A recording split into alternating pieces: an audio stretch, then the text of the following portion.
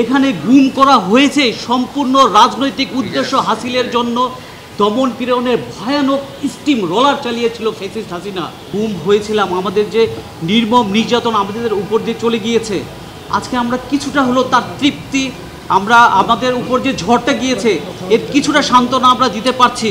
বাংলাদেশে শেখ হাসিনা শাসন আমলে গুমের ঘটনাগুলো, সংগঠিত গুমের ঘটনাগুলো একেবারে ভিন্ন প্রকৃতির। এখানে কাউকে গুম করা হয় নাই সামরিক অভ্যুত্থানের অজুহাতে, এখানে কাউকে গুম করা হয় নাই গৃহযুদ্ধের আবহে, এখানে গুম করা হয়েছে সম্পূর্ণ রাজনৈতিক উদ্দেশ্য হাসিলের জন্য। দমন পীড়নের ভয়ানক স্টিম রোলার চালিয়েছিল ফ্যাসিস্ট হাসিনা। হিউম্যান রাইটস ওয়াচের দক্ষিণ এশিয়ার ডিরেক্টর মীনাক্ষী গাঙ্গুলি এক প্রতিবেদনে বলেন, এশিয়ার অন্য 4টি রাষ্ট্র থেকে বাংলাদেশে গুমের ঘটনাগুলো অধিক নির্মম ও নজিরবিহীন। ফ্যাসিস্ট হাসিনার নির্দেশে সরাসরি গুমের সাথে জড়িত ছিল সরকারের বিভিন্ন বাহিনী।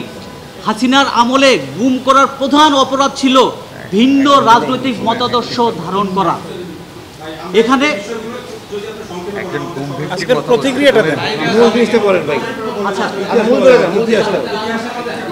যাই হোক, এখানে আজকে ট্রাইব্যুনালে তো আপনারা ভালো করেই জানেন 15 সেনা সদর অফিসারকে নিয়ে আসা হয়েছে। এটা বাংলাদেশের অনেক বড় অ্যাচিভমেন্ট। আমি চিফ প্রসিকিউটর মহোদয়কে আমার হৃদয়ের অন্তঃস্থল থেকে আমরা সবাই ধন্যবাদ জানাই যে আমরা যে সেবুরি বিরিয়ানি মশলা কিছু স্বাদ স্মৃতিকে ফিরিয়ে আনে।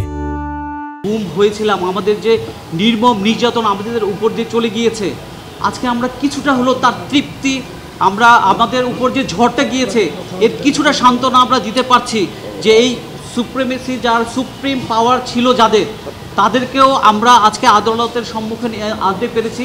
এটা আমাদের জন্য একটা বিরাট অ্যাচিভমেন্ট।